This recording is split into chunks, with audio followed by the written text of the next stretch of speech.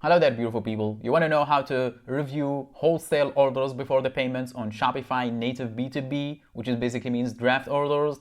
This is exactly what I'm about to show you in this video. And without any more talking, let's just get to it. And if you are interested in Shopify native B2B, how to set up the customers or companies or catalogs, everything from A to Z, I already covered everything in my videos. Make sure to check out the channel.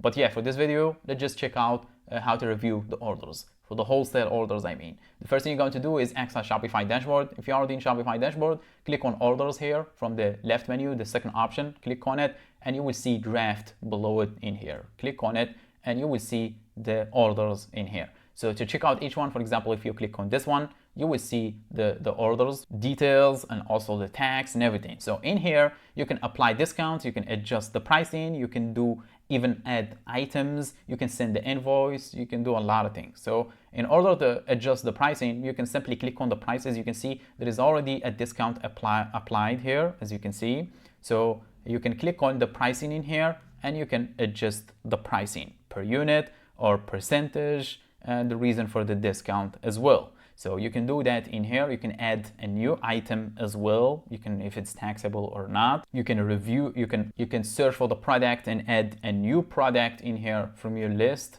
You can remove the product and so on. Obviously the text as well. You can click on add shipping. You can select the shipping you want to add and so on. Same for the taxes and everything.